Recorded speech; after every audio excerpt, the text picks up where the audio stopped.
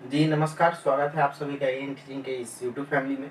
और मैं हूं Aditya, AN teaching YouTube family की तरफ से। कैसे हैं आप सभी? उम्मीद करते हैं आप सभी अच्छे होंगे। तो सबसे पहले तो आज मदर्स डे है, आप सभी को पता भी होगा। आज मातृत्व दिवस है, तो मदर्स डे की, मातृत्व दिवस की दुनिया के सभी माँ को हमारे तरफ से शुभकामनाएं। और माँ क्या होती है, आप उनके बारे में क्या जानते हैं, वो मेरे लिए क्या करती है, ये सब चीज़ से हम निःशब्द हैं। अर्थात ये समझ सकते हैं कि उनके बारे में हम कुछ नहीं बोल सकते। और कुछ नहीं बोल सकते का मतलब, निःशब्द का मतलब कि जिसके बारे में कोई शब्द नहीं, ठीक है, मतलब उसको शब्द में हम बयां भी नहीं कर सकते, वो है माँ। चाहे वो किसी की भी माँ हो। तो दुनिया के सभी माँ को हमारी तरफ से ढेरों शुभकामनाएं। और आप सभी का आशीर्वाद हम लोग के ऊपर बना रहे, ऐसा हम लोग कामना करते हैं। और तो चलिए आज का टॉपिक जो है हम स्टार्ट करते हैं। और आज का टॉपिक है सीटेट के रिगार्डिंग। सीटेट के रिगार्डिंग आज का टॉपिक ना किसी विषय वस्तु से रिलेटेड नहीं है, अर्थात ना ही ये पर्यावरण का है और ना ही ये आप कह सकते हैं गणित का है और ना ही ये हिंदी का है, ठीक है। आज का टॉपिक ऐसा है कि आप इसको पढ़ लेंगे तो हर एक विषय में आपको काम देगा, ठीक है। अर्थात प्रत्येक सब्जेक्ट के लिए यह कारगर है, ठीक है। तो आपको यहाँ पर थोड़ा सा ध्यान देना है। और सीटेट एग्जाम में कंफर्म यहाँ से ये चीजें पूछे जाते हैं, ठीक है। तो इसको केवल आपको अंडरस्टैंड करना है, ठीक है। आप समझ लेंगे तो समझने के बाद में जो सीटेट एग्जाम में जो भी आप मैथ बनाइए या पर्यावरण बनाइए या मनोविज्ञान बनाइए, ठीक है, प्रत्येक सेक्शन में ये सवाल रहता है, ठीक है, इससे संबंधित सवाल रहते हैं, ठीक है। तो ध्यान से देखना है आपको, बस समझते चलना है। आपको लिखने की भी जरूरत नहीं है, ज्यादा टेंशन लेने की भी जरूरत नहीं है। आप चीजों को अंडरस्टैंड करते चलोगे, क्लियर हो जाएगा चीजें, ठीक है। तो यहाँ पर आपको दिख रहा है ना, शिक्षा शास्त्र के अंतर्गत में सबसे पहले हमने लिखा है शिक्षा शास्त्र मतलब पेडागोजी सेक्शन का ये विषय वस्तु है। और समाजीकरण के बारे में हम लोग थोड़ा सा देखेंगे, और व्यक्तिगत विभिन्नता, आनुवंशिकता एवं वातावरण, और ये सब चीजें पॉइंट ऐसा है, कुछ कुछ पॉइंट हम आपको बनाए हैं जिससे संबंधित सवाल परीक्षा में 110% मतलब 110% सवाल इसमें से रहता है। तो सबसे पहले बात करते हैं समाजीकरण का, ठीक है। समाजीकरण को पढ़ने से पहले थोड़ा सा हम लोग बात करते हैं समायोजन का, ठीक है। समाजीकरण और समायोजन, देखिए समायोजन को हम लोग कहते हैं एडजस्टमेंट और समाजीकरण को बोलते हैं सोशलाइजेशन, ठीक है। तो एडजस्टमेंट से संबंधित है हमारा समाजीकरण। तो एडजस्टमेंट सबसे पहले ये समझते हैं कि एडजस्टमेंट क्या होता है, समायोजन क्या होता है। तो समायोजन का मतलब ये हुआ कि व्यक्ति जहां भी रहता है, मतलब जिस भी वातावरण में व्यक्ति रहता है, अगर मान लीजिए कोई भी व्यक्ति है, सपोज अगर यहाँ पर हम आपको बताते चले कि अगर मान लीजिए ये व्यक्ति है, ठीक है, और इस व्यक्ति का अपना एक अगल बगल का वातावरण होता है, एक पर्यावरण होता है, ठीक है। और उस वातावरण पर्यावरण में व्यक्ति जब अपने आप को अनुकूलित कर लेता है, मतलब वो एडजस्ट कर लेता है, तो वह व्यक्ति समायोजित हो जाता है, ठीक है। लेकिन अगर वह व्यक्ति उस वातावरण में अपने आप को एडजस्ट नहीं कर पाता है, तो वह व्यक्ति क्या हो जाता है, कुसमायोजित हो जाता है, ठीक है। तो समायोजन और कुसमायोजन, इसको तो आप समझ गए होंगे। समायोजन का मेन मतलब आप सीधा सीधा समझिए कि एडजस्टमेंट, मतलब हर एक व्यक्ति का अपना एक वातावरण होगा, और उस वातावरण में जब व्यक्ति अपने आप को एडजस्ट कर लेगा तो समझिए को वह समायोजित कर लिया अपने आप को, ठीक है। अनुकूलित कर लेगा तो समझिए कि समायोजित कर लिया। अगर वह व्यक्ति उस वातावरण के प्रति अनुकूलन नहीं कर पाता है तो समझिए कि व्यक्ति क्या हो गया, बताइएगा। तो जो है उसको हम कह सकते हैं कि व्यक्ति कुसमायोजित हो गया, ठीक है। तो ये एडजस्टमेंट से संबंधित है हमारा समाजीकरण। तो एडजस्टमेंट एक छोटा पार्ट हो गया समायोजन, लेकिन समाजीकरण का जो क्षेत्र है वो थोड़ा सा बड़ा है, सोशलाइजेशन। अब समाजीकरण का मतलब ये हुआ, एडजस्टमेंट तो हम लोग समझे कि भाई व्यक्ति छोटा कहीं भी वातावरण रहेगा और उसमें जैसे वो एडजस्ट कर लेगा तो समझिए कि वो समायोजित हो गया। और एडजस्टमेंट एक ऐसा चीज है जो व्यक्ति हर एक परिस्थिति में करता है, अपने आप से एडजस्टमेंट, अपने आप से समायोजन करता है। हम भी करते हैं, आप भी करते हैं। कैसे करते हैं, उदाहरण आपको देते चले। जैसे हर एक छोटा छोटा परिस्थिति में, ट्रेन में आप जा रहे हैं, ठीक है, ट्रेन में 4 आदमी का सीट है, मतलब 4 व्यक्ति उस सीट पर बैठ सकता है। उस पर हम लोग क्या करते हैं कि 4 आदमी की जगह पर कभी 5 आदमी बैठ जाते हैं, कभी 6 आदमी बैठ जाते हैं। वो है क्या, एडजस्टमेंट हो जाता है। ठीक है, वही है समायोजन। एक छोटा सा परिस्थिति था, वातावरण था जिसमें 4 आदमी का सीट था, लेकिन वहां पर हम लोग 6 आदमी अभी बैठ गए हैं। मतलब यहाँ पर कहते हैं कि ठीक है एडजस्ट कर लीजिए, इसमें ऐसा बोलते हैं हम लोग, ठीक है एडजस्ट कर लीजिए। तो वो क्या हुआ, समायोजन हो गया। एक छोटा वातावरण में अपने आप को एडजस्ट कर लेना, वो समायोजन हो जाता है। ट्रेन में आप एडजस्ट करते हैं, बस में आप एडजस्ट करते हैं, 2 आदमी की सीट की जगह पर कभी कभी 3 आदमी बैठ जाते हैं, वो भी एक छोटा सा वातावरण होता है, वहां पर भी हम एडजस्ट करते हैं। ठीक है, अपने आप से कैसे एडजस्ट करते हैं कि सबको मन रहता है कि हम अच्छा अच्छा कपड़ा पहने, रोज रोज जो है नया लुक में दिखे, रोज जो है जितने भी लेटेस्ट मॉडल आ रहे हैं कपड़ा का सबको खरीदे। ये किसका मन नहीं रहता है, हर एक व्यक्ति का यह इच्छा रहता है। लेकिन हम अपने आप से क्या करते हैं, एडजस्ट करते हैं। हम अपने आप से ये सोचते हैं कि अगर हम प्रत्येक दिन इस तरह का कपड़ा या ड्रेस खरीदते रहेंगे तो हमको इतना पैसा कहाँ से आएगा। ठीक है, और आप तत्पश्चात लास्ट में आप क्या करते हैं, आपका कंक्लूजन क्या आता है, आपका निष्कर्ष क्या आता है कि आप उससे एडजस्ट कर लेते हैं, समायोजन कर लेते हैं कि छोड़ो अगला साल खरीदेंगे, या 2 माह बाद खरीदेंगे, या 4 माह बाद खरीदेंगे। बिल्कुल ना, व्यवहारिक तरीके से समझना है इसको, तभी समझ में आएगा आपको। ठीक है, वहां पर आप अपने आप से क्या किए हैं, एडजस्टमेंट किए हैं। ठीक है, किसको मन नहीं रहता है कि हम जो है जब भी बाहर जाए तो फ्लाइट से जाए।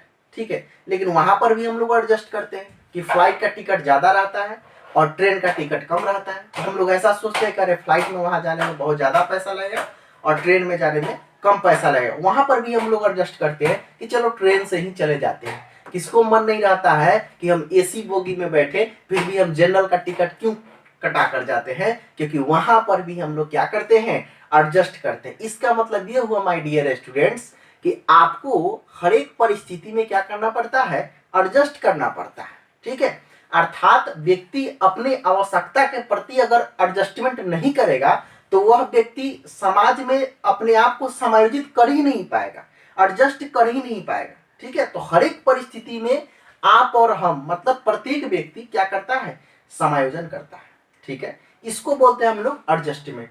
और ये एडजस्टमेंट जो है जब समाज में चला आता है तो उसको हम लोग बोलते हैं समाजीकरण, मतलब सोशलाइजेशन। अब समाज में जहां पर आएगा तो समाज में बहुत सारे लोग रहते। ठीक है, अब समाज में जो है बहुत सारे जब लोग रहते हैं तो वहां पर क्या होता है कि अनेक अनेक तरह की गतिविधियां होती रहती हैं, और गतिविधियों में आपको वहां पर क्या करना है, एडजस्ट करना है। अब आपको उस समाज में अपने आप को अनुकूलित करना है। मतलब जिस समाज में आप रहने जा रहे हैं पहले से वह समाज वहां पर विकसित है, और वहां पर जाकर अपने आप को अनुकूलित करना ही समाजीकरण कहलाता है। अपने आप को अनुकूलित करना ही क्या कहलाता है, समाजीकरण कहलाता है, और उसी को हम लोग बोलते हैं सोशलाइजेशन। और हर एक व्यक्ति जन्म लेते लेते मतलब बालक जो होता है जन्म लेते लेते समाजीकरण प्रारंभ कर देता है। जब बच्चा छोटा होता है तो उसका समाजीकरण कहां से प्रारंभ होता है, तो उसके परिवार से प्रारंभ होता है। जब बच्चा छोटा होता है मतलब मान लीजिए कि 5 माह 6 माह या 1 साल का है, तो उसका समाजीकरण का विकास कहां से होता है, वो परिवार से होता है, फैमिली से होता है। अपने माता पिता, पेरेंट्स, दादा दादी, अगल बगल आंटी चाचा अंकल रहते हैं घर में, तो वहां पर उसका समाजीकरण का विकास प्रारंभ हो जाता है। लेकिन जैसे जैसे बड़ा होता है तो उसका समाजीकरण का विस्तार भी धीरे धीरे बढ़ता जाता है। कैसे, जब बच्चा छोटा रहता है तो परिवार में समाजीकरण सीखता है, जब उससे थोड़ा सा बड़ा हो जाता है तो हम लोग विद्यालय में उसका एडमिशन करा देते हैं, वहां पर फिर से बच्चा समाजीकरण को सीखने लगता है। ठीक है, और विद्यालय से जब निकलता है तो फिर कॉलेज में समाजीकरण को सीखता है, और कॉलेज में से निकलता है तो उसका नौकरी लग जाता है, शादी हो जाता है। ठीक है, अलग अलग तरह की गतिविधियां करने लगता है, उसका एक अपना फैमिली हो जाता है, अपना एक समाज हो जाता है, बाहर रहने लगता है या घर पर भी रहने लगेगा, तो उसका समाजीकरण धीरे धीरे क्या होगा, एज के अनुसार धीरे धीरे क्या हुआ, बढ़ते जा रहा था। समाजीकरण का क्षेत्र जो एरिया है, समाजीकरण का एरिया उसका क्या हुआ, एज के अनुसार धीरे धीरे बढ़ते गया। लेकिन हर समाज में उसको क्या करना रहता है, एडजस्ट करना रहता है। मतलब कि परिवार में भी वो एडजस्टमेंट करता है, समाजीकरण करता है, उसके बाद विद्यालय में भी समाजीकरण करता है, और उसके बाद में धीरे कॉलेज में, फिर उसके बाद नौकरी लगना, फिर शादी होना, फिर उसका अपना परिवार होना, अपना समाज होना। ये सब में जब हम अपने आप को जब अनुकूलित कर लेते हैं माय डियर स्टूडेंट, उसी को हम लोग बोलते हैं समाजीकरण, उसी को हम लोग बोलते हैं सोशलाइजेशन। ठीक है, अब यहाँ पर बात आती है कि भाई समाजीकरण तो हो गया, समायोजन तो हो गया, तो आपसे जब ये बात पूछा जाए कि भाई समाजीकरण प्रारंभ कब से होता है, तो समाजीकरण बचपन से ही प्रारंभ हो जाता है। और समाजीकरण बचपन से प्रारंभ होता है, परिवार से ही समाजीकरण का क्या हो जाता है, स्टार्ट हो जाता है, प्रारंभ हो जाता है। ये बात आपको रखना है याद, ठीक है। अब दूसरी बात यहाँ पर आपको ये चीज समझ में आ गया होगा कि भाई समाजीकरण क्या है और समायोजन क्या है। और ये समाजीकरण के बारे में कहा गया कि प्रारंभ कहाँ से होगा, तो यह कहाँ से होगा, प्रारंभ बताइएगा तो परिवार से प्रारंभ होगा, ठीक है। और इसका जो प्रमुख भूमिका जो निभाता है, अर्थात समाजीकरण को विकसित करने में जो प्रमुख भूमिका निभाता है, वो सबसे पहले उसका कौन होता है, तो परिवार ही होता है, उसका फैमिली ही होता है प्रमुख भूमिका निभाने वाला। और कब शुरू होता है, तो वह बच्चा से ही, मतलब बच्चा जब जन्म लेता है तभी से उसका समाजीकरण क्या हो जाता है, तो प्रारंभ हो जाता है। बच्चे जब छोटे रहते हैं ना, उस समय भी वो एडजस्ट करता है, ठीक है। तो हमारा ये एडजस्टमेंट जिसको हम लोग बोले हैं समायोजन, और ये हमारा समाजीकरण जिसको हम लोग बोले हैं सोशलाइजेशन, तो एडजस्टमेंट और सोशलाइजेशन निरंतर जिंदगी भर चलते रहता है, जीवन पर्यंत चलते रहता है। आप जिस स्थिति में रहेंगे वहां पर आपको एडजस्ट करना ही होगा, और जिस समाज में रहेंगे वहां पर आपको उस समाज के अनुकूल आपको समाजीकरण में ढालना ही होगा। तो ये हो गया समायोजन और ये हो गया समाजीकरण। अब दूसरा पॉइंट हमारे सामने है व्यक्तिक विभिन्नता। अब व्यक्तिक विभिन्नता को इंग्लिश में बोलते हैं, जो लोग इंग्लिश मीडियम वाले होंगे सुन लीजिएगा, इसको हम लोग बोलते हैं इंडिविजुअल डिफरेंस, ठीक है। और देखिए इंडिविजुअल डिफरेंस, व्यक्तिगत विभिन्नता, ऐसा टॉपिक है जो आपको सभी जगह पूछा जाता है। अब इंडिविजुअल डिफरेंस का मतलब यह हुआ कि समूह में बहुत सारे व्यक्ति हैं, और उस समूह में बहुत सारे व्यक्ति हैं, लेकिन होता क्या है कि उसमें, उस समूह में मान लीजिए कि उस समूह में 10 बच्चे हैं, 10 बालक हैं, तो उस 10 बालक में कोई ऐसा 2 बालक नहीं होगा जो एक जैसा होगा।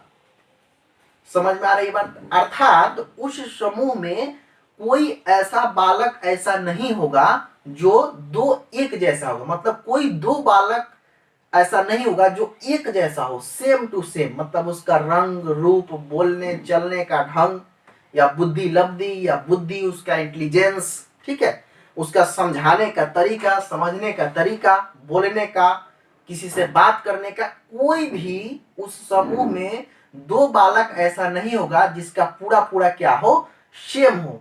और यहाँ पर आपको बताते चले कि उस समूह में ही नहीं बल्कि पूरे दुनिया में, पूरे दुनिया में कोई भी व्यक्ति ऐसा नहीं होगा जो 2 आदमी बिल्कुल सेम हो, ऐसा हो ही नहीं सकता, ठीक है।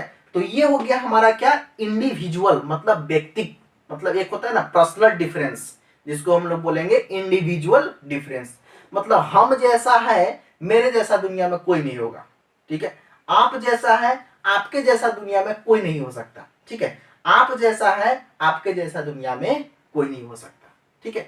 ये होता है क्या, हमारा व्यक्तिगत विभिन्नता, जिसको हम लोग बोलते हैं इंडिविजुअल डिफरेंस। इसीलिए कहा जाता है, बहुत बड़े मोटिवेटर इस बात को कह चुके हैं कि आप जो भी हैं पूरे संसार में, आप जो भी है आपके जैसा कोई नहीं है। ये बात सही है कि आपके जैसा पूरे दुनिया में कोई नहीं, इसीलिए आप तो स्पेशल है, आप दुनिया में एक ही है, जो हमारे जैसा कोई नहीं हो सकता। ये बात आप गर्व से कह सकते हैं, ठीक है। तो बहुत बड़े जो मोटिवेटर का ये कहना था कि आपका थंब इंप्रेशन किसी से मिल सकता है क्या, आपका जो अंगूठे का निशानी है वो किसी अन्य से मिल ही नहीं सकता, पूरे दुनिया में जाकर ढूंढ लीजिए। इसीलिए आप जो है वो दुनिया में एक है और आपके जैसा कोई नहीं है, ठीक है। इसको हम लोग बोलते हैं व्यक्तिगत विभिन्नता, इसको हम लोग बोलते हैं इंडिविजुअल डिफरेंस।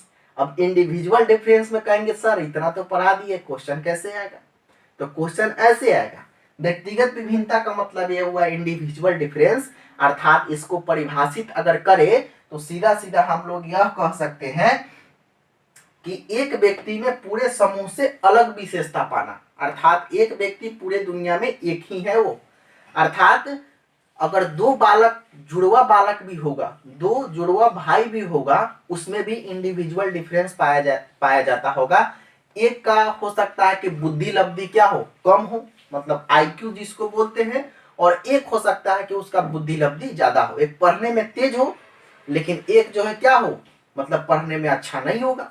ठीक है, तो ये क्या हो गया, उसका इंडिविजुअल डिफरेंस हो गया। ठीक है, तो क्वेश्चन आपको इस तरह से आएगा कि एक परिवार में दो जुड़वे बालक ने जन्म लिया, ठीक है, और एक का बुद्धि लब्धि है 80 और दूसरे का बुद्धि लब्धि मापने पर बताएगा 110। तो अगर बताइए कि निम्नलिखित में से कौन से गुण के कारण, मतलब कि कौन से डिफरेंसेस के कारण इस दोनों बच्चे में अलगाववाद है, तो ये कह सकते हैं हम आप व्यक्तिगत विभिन्नता के कारण ये है, क्योंकि दो व्यक्ति एक जैसा हो ही नहीं सकता। ठीक है, यहां पर सवाल दूसरा भी आपसे कर सकता है, हम ये नॉर्मली सवाल कर रहे हैं तो थोड़ा सा इधर उधर हो सकता है, लेकिन सेंस कहने का क्या है ये समझिएगा आप। ठीक है, उसके बाद आपसे यह पूछ सकता है कि दो जो है जुड़वा बच्चे, जो है दो जो है जुड़वा भाई है, ठीक है, और उस भाई में यह देखा गया कि एक गोरा है और एक काला है, लेकिन दोनों एक ही माँ बाप का है। निम्नलिखित में से कौन से भिन्नता के कारण यह डिफरेंसेस पाया गया है, तो कौन सा भिन्नता आप बताइएगा, बताइए। तो इसको हम लोग बोलेंगे, आप आराम से नहीं कह दीजिएगा कि सर ये तो व्यक्तिगत विभिन्नता है, क्योंकि व्यक्तिगत विभिन्नता कहता है कि दुनिया में कोई दो व्यक्ति एक जैसा नहीं हो सकता है, इसको हम लोग बोलते हैं इंडिविजुअल डिफरेंस। तो परीक्षा में इस तरह का प्रश्न जब आएगा कि दो व्यक्ति एक जैसा नहीं हो सकता, निम्नलिखित में से कौन से भिन्नता पर यह आधारित है, तो आप नहीं बता दीजिएगा क्या कि सर ये इंडिविजुअल डिफरेंस पर आधारित है, यह व्यक्तिगत विभिन्नता पर आधारित है। और वह विभिन्नता बहुत तरह से हो सकता है, छोटा हो सकता है, लंबा हो सकता है, बुद्धि लब्धि के बराबर हो सकता है, रंग रूप के बराबर हो सकता है। एक ही माँ बाप का दो बच्चा जन्म लिया, एक छोटा हो गया एक बड़ा हो गया, एक 3 फीट से ज्यादा हो ही नहीं रहा और एक 6 फीट का हो गया, इंडिविजुअल डिफरेंस है। एक जो है काला है तो एक गोरा है, इंडिविजुअल डिफरेंस है। एक पढ़ने में तेज है तो एक पढ़ने में कमजोर है, इंडिविजुअल डिफरेंस है। ये सारे विभिन्नताएं जो होती है, ये सारे किसके प्रिंसिपल पर चलता है, किसके नियम पर चलता है, वो व्यक्तिगत विभिन्नता के नियम पर चलता है, जिसको हम लोग बोलते हैं क्या, इंडिविजुअल डिफरेंस। समझ में आ गया होगा। चलिए, अब नेक्स्ट पॉइंट हमारे सामने है आनुवांशिकता एवं वातावरण। अब इससे भी सवाल बहुत ज्यादा रहता है, ऐसे इसका चर्चा हम कल के वीडियो में भी किए हैं। तो आनुवांशिकता और वातावरण, जेनेटिक्स का प्रभाव और वातावरण का प्रभाव, दोनों का प्रभाव जो है बच्चे के ऊपर रहता है। लेकिन हम आपको कल बताए थे कि व्यक्ति को प्रभावित करने वाले दो कारक होते हैं। ठीक है, व्यक्ति या बालक को प्रभावित करने वाले दो कारक होते हैं, एक तो होगा बाहरी कारक और एक होगा आंतरिक कारक। ठीक है, तो वातावरण जो होता है वो बाहरी कारक को प्रभावित करता है। ठीक है, बाहरी कारक के रूप में प्रभावित करता है, और आनुवांशिकता जो है वह आंतरिक कारक के रूप में प्रभावित करता है। ठीक है, आनुवांशिकता आंतरिक और वातावरण जो है क्या है, बाह्य कारक है। बालक को प्रभावित करने वाले दो कारक कौन कौन, आंतरिक कारक, बाह्य कारक। तो बाह्य कारक के रूप में किसको रखा गया है, वातावरण को। आंतरिक कारक के रूप में किसको रखा गया है, आनुवांशिकता को। ऐसा हमने कल बताया था। ठीक है, अब वो प्रभाव जो होगा वह प्रभाव भी हो सकता है या कोई गुण भी हो सकता है। ठीक है, अगर गुण भी किसी बच्चा में होता है तो इंटरनल जो गुण उसमें विकसित होगा वो आनुवांशिकता के कारण, लेकिन वातावरण के कारण जो बच्चे सीखकर जो गुण को अर्जित करेंगे वो वातावरण के कारण होगा। ठीक है, सपोज आपको एक उदाहरण देते हैं। उदाहरण इस तरह से समझिएगा कि एक जो है मम्मी पापा जो है, दो जो है एक सपोज ये समझिएगा कि एक मम्मी पापा है, और मम्मी पापा में मम्मी का जो है आंख जो है वो भूरे रंग का है, मतलब क्विस है, और पापा का आंख जो है काले रंग का है। ठीक है, और उसका जो बच्चा जन्म लेता है तो उसका भी आंख जो है क्विस रंग का होता है। ठीक है, तो वह जो है बताइए कि यह बाह्य कारक के कारण हुआ है या आंतरिक कारक के कारण। वो जो क्विस आंख, मतलब मम्मी का आंख क्विस था तो बच्चा का भी आंख क्विस जन्म लिया। ठीक है, तो बताइए आप ये आंतरिक कारक के कारण हुआ है या बाह्य कारक के कारण हुआ है, बताइए। तो ये हुआ है किसके कारण, बताइएगा, आंतरिक कारक के कारण। ठीक है, आनुवांशिकता, जेनेटिक्स का प्रभाव है, क्योंकि उसके मम्मी का आंख क्विस है तो उसका बच्चा का जो है आंख क्विस हुआ है। ये किसका प्रभाव है, आनुवांशिकता का प्रभाव है। ठीक है, उसके बाद में अगर मम्मी पापा दोनों दोनों का कद अगर छोटा है, कद मतलब लंबाई, अगर लंबाई छोटा छोटा है तो बच्चा का भी हो सकता है कि लंबाई छोटा ही हो। ठीक है, तो जब छोटा होगा तो इसका मतलब ये हुआ कि वह किसका प्रभाव पड़ा, तो वह जेनेटिक्स का प्रभाव पड़ा, वह अनुवांशिकता का प्रभाव पड़ा है। ठीक है, लेकिन यहां पर एक बात कहते हैं, वातावरण के बारे में कहते हैं कि अगर मम्मी का हाइट भी बिल्कुल 5 फीट है और पापा का हाइट भी बिल्कुल 5 फीट है, दोनों का हाइट 5-5 फीट है, और जब बच्चा जन्म लिया उसका भी हाइट जो है धीरे धीरे बढ़कर 5 फीट हो गया, लेकिन वह बच्चा 18 साल तक होते होते शराब पीना स्टार्ट कर दिया, जबकि उसके मम्मी पापा कभी शराब नहीं पिए थे।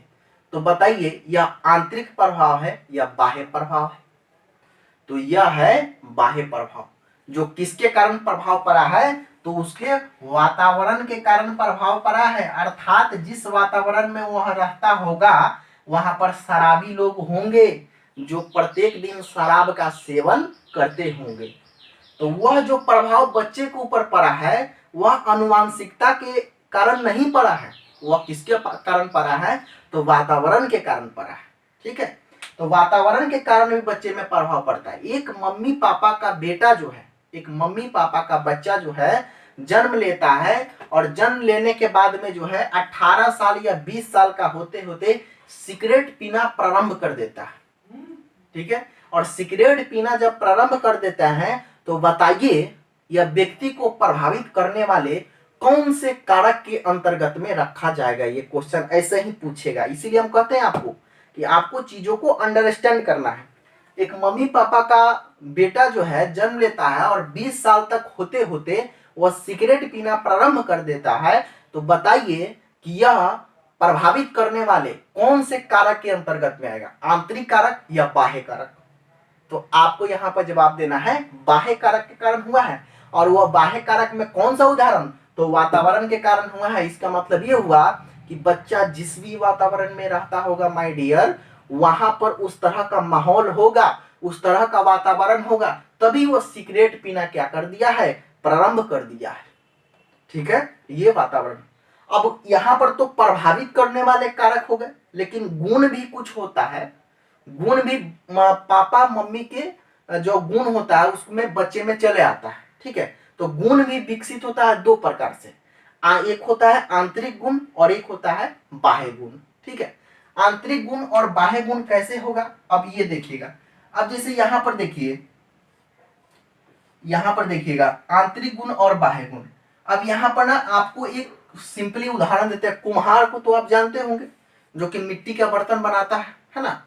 तो मिट्टी का बर्तन जो कुम्हार बनाता है, अब देखिए कुम्हार जो है एक हस्बैंड है और एक वाइफ है। ठीक है, और एक हस्बैंड वाइफ का एक बच्चा पैदा हुआ।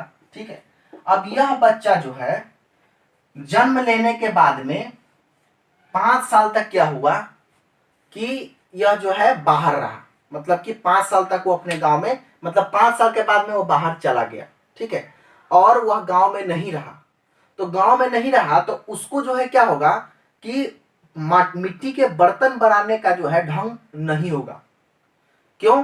क्योंकि उसका जो है अब ऐसा नहीं कि उसमें गुण चला आएगा बिना सीखे, बिना सीखे गुण यहाँ आ ही नहीं सकता। वो अनुवांशिकता का गुण आ सकता है, जैसे आंख का भूरा या काला होना, वह गुण आ सकता है। ठीक है, अलग अलग जीभ को रोल बनाना, ठीक है, अंगूठा को खोलना, ये सब आ सकता है। लेकिन बिना सीखे बाह्य वातावरण के द्वारा अगर बच्चे में वह गुण आ ही नहीं सकता। कुम्हार का ही बच्चा है, उसके मम्मी पापा बहुत अच्छा से बर्तन बना लेते हैं, लेकिन बच्चा जब जन्म लिया तो उसको उस वातावरण में नहीं रखा गया।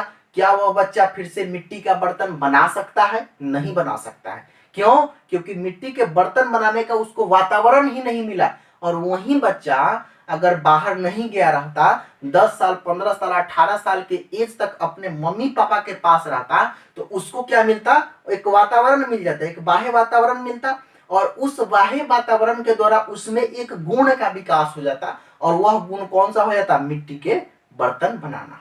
ठीक है, तो ये हो गया हमारा। तो गुण भी आंतरिक मतलब कि ये कह सकते हैं कि आंतरिक गुण भी जो होता है वो दो तरह से विकसित हो सकता है, वातावरण से भी होता है और आनुवंशिकता से भी होता है, ठीक है। लेकिन मोस्टली आपको यह पूछा जाएगा कि जब तक वातावरण नहीं मिलेगा तब तक व्यक्ति में वह गुण भी नहीं सीखा जा सकता, जैसे हम आपको कुम्हार की बात बताएं, ठीक है। एक व्यक्ति में अब यहाँ पर कुछ पॉइंट लिखा हुआ है, सामाजिक नियमों के साथ अनुकूलन कर लेना क्या कहलाता है, समाजीकरण। ये बात हम आपको बता दिए। देखिए समाजीकरण के बारे में ये चीज लिखा हुआ है, यहाँ से एरो दिए हम। सामाजिक नियमों के साथ अनुकूलन कर लेना क्या कहलाता है, समाजीकरण कहलाता है। और व्यक्तिगत विभिन्नता के बारे में हम लिखे यहाँ पर कि एक व्यक्ति में पूरे समूह से अलग जो विशेषता पाया जाता है वह क्या कहलाता है, हमारा व्यक्तिगत विभिन्नता कहलाता है, इंडिविजुअल डिफरेंस कहलाता है। अब इसको क्या करना है, इससे सवाल 3 नंबर का लगेगा, एकदम कंफर्म है, ठीक है। अगर इस चीज को अगर आप समझ लिए होंगे तो इससे सवाल आपको 3 नंबर का पूछा जाएगा। और ऐसा हो ही नहीं सकता है कि सीटेट के एग्जाम में व्यक्तिगत विभिन्नता के बारे में न पूछे, समाजीकरण के बारे में न पूछे, ऐसा हो ही नहीं सकता, ठीक है, इम्पॉसिबल। यहां से पूछना एकदम तय है, ठीक है। इसीलिए इसको ध्यान से थोड़ा सा, अगर नहीं समझ में आए तो एक बार 2 बार ऐसे हम आपको कहानी से समझाने का कोशिश करते हैं, क्योंकि मनोवैज्ञानिक तरीके से आपको हम समझाएंगे, रटने वाला विधि तो आपको समझ में नहीं आएगा, ठीक है। अगर नहीं तो आप चाहते हैं मनोवैज्ञानिक विधि से पढ़ाने का तो आप कमेंट कीजिएगा, हम उस तरह भी पढ़ा देंगे। लेकिन हम चाहते हैं कि व्यवहारिक शब्दों में आपको हम समझाएं कि ये चीजें होता क्या है, ठीक है। वीडियो अगर अच्छा लगा हो तो आप लोग को एक काम करना है कि वीडियो देखिए, और उसके बाद में आपको वीडियो जब अच्छा लगे तो कमेंट में लिखना है कि हाँ सर अच्छा लगा, समझ में आया, उससे हमको फीडबैक मिलेगा। बार बार हम ये बात कहते हैं आपको, तो लेकिन आप लोग तो इस बात को समझते नहीं है। अगर वीडियो अच्छा लगा हो तो कमेंट में आपको बताना है कि हाँ सर समझ गए, या बहुत अच्छा, या सर आगे वीडियो बनाए, या बहुत बढ़िया। इस तरह का जो है आपको कॉम्प्लीमेंट देना है आपको, ठीक है। तो उसके बाद में वीडियो में कमेंट करना है। अगर वीडियो अच्छा लगा हो तो इसको क्या करना है, लाइक भी कर दीजिए, क्योंकि लाइक करने से हमको पता लगता है कि आपको पसंद आया है। और उसके बाद में अपने दोस्तों के पास, जो लोग इस यहाँ तक नहीं पहुंच पा रहे हैं, जो लोग समझ नहीं पा रहे इन सब चीजों को, उनके पास में आप शेयर कर दीजिए, बिल्कुल फ्री ऑफ कॉस्ट है, इसमें कोई पैसा नहीं लगने वाला है। बस आपको क्या करना है, वीडियो को एक दूसरे के पास में शेयर कर देना है, बता देना उसको कि यहाँ पर पढ़ाई होता है, आप यहाँ पर आकर पढ़ सकते हैं, ठीक है। मिलते हैं आपको फिर से नेक्स्ट वीडियो में, तब तक के लिए जय हिंद, वंदे मातरम।